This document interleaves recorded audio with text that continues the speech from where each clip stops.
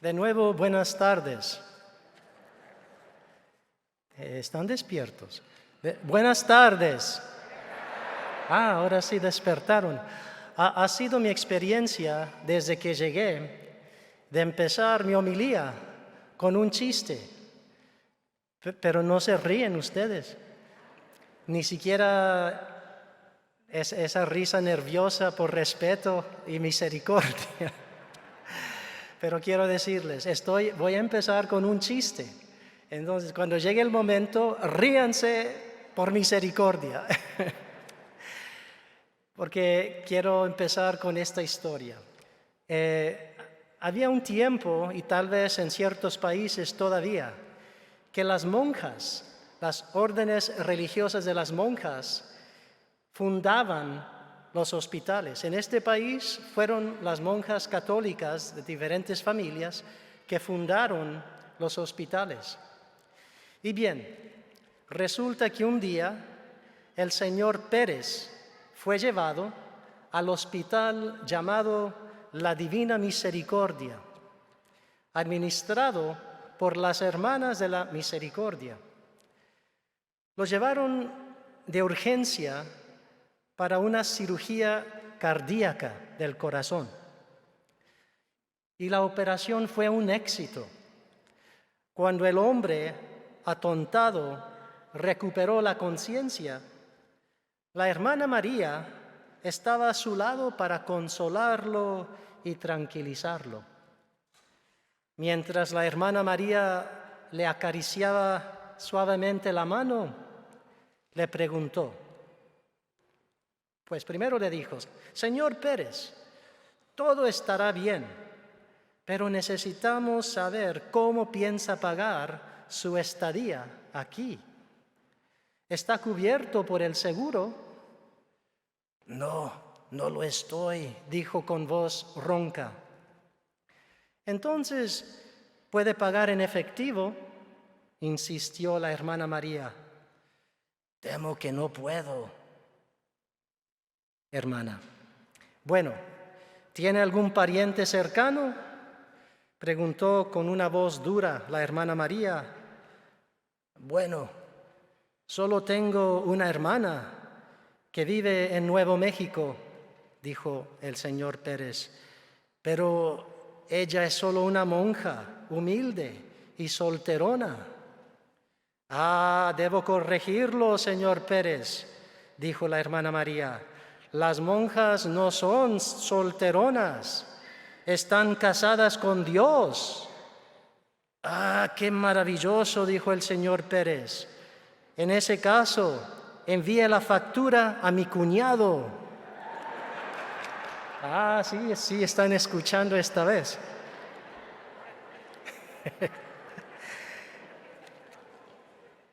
Qué bueno sería, ¿no? Mandarle la factura del Fondo Diocesano de Servicios al cuñado.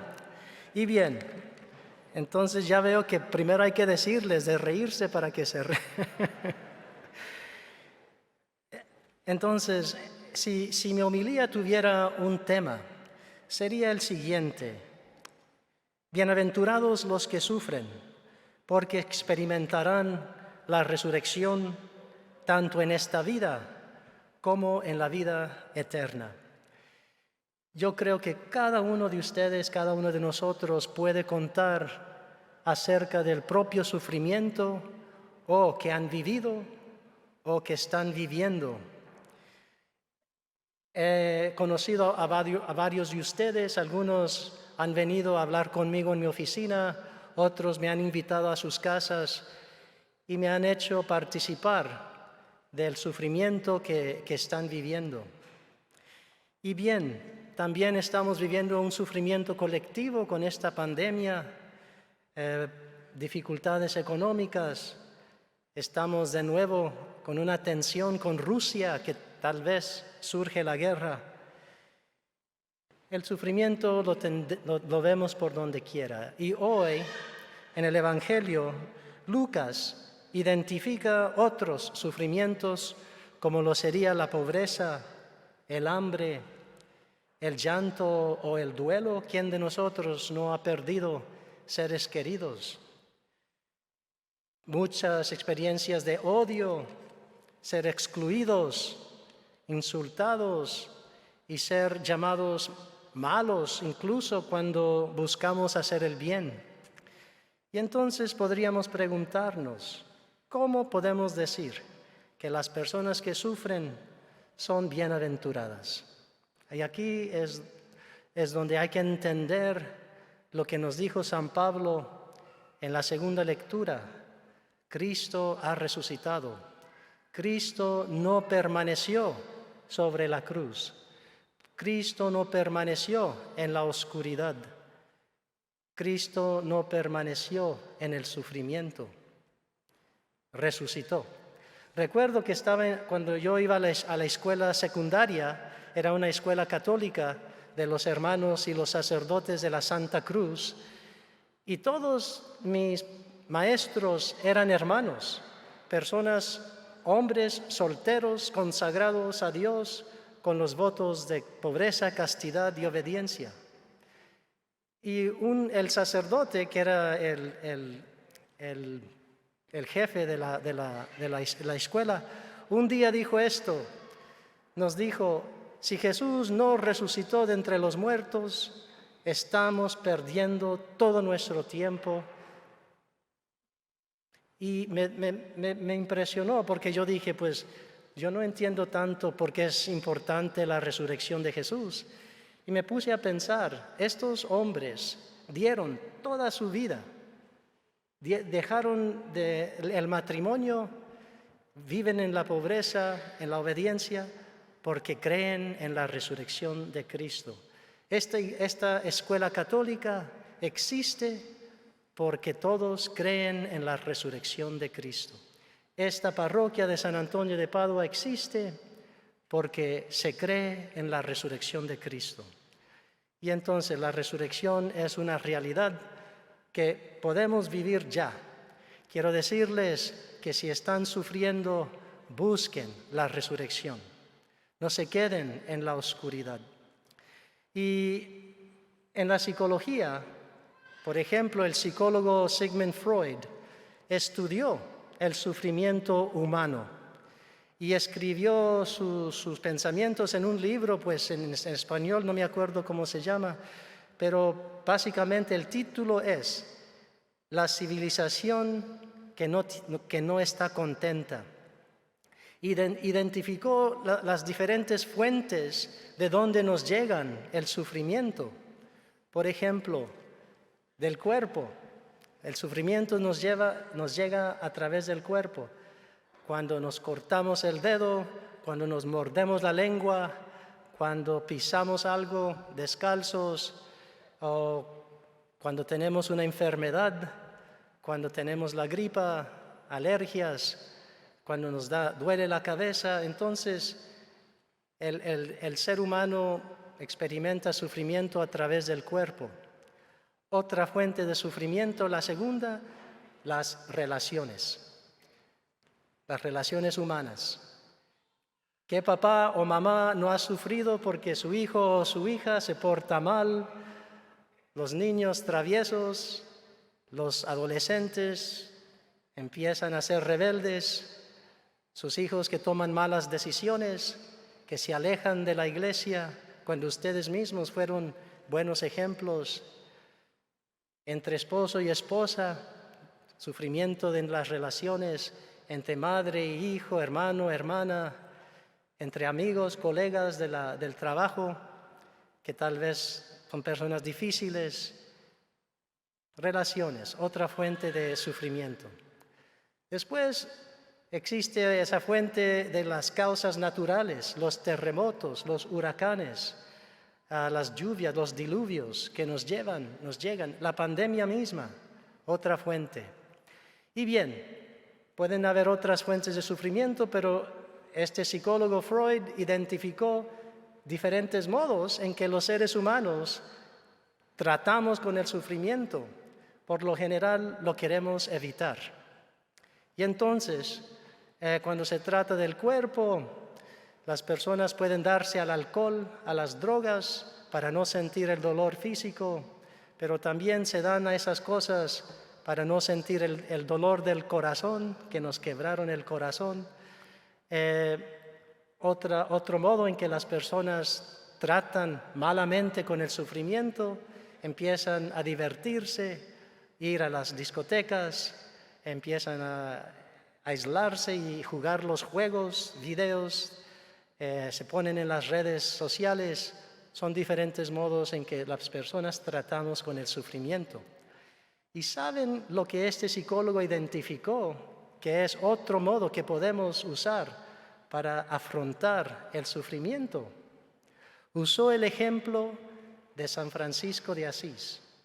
Dijo, otro modo de afrontar el sufrimiento es el amor incondicional.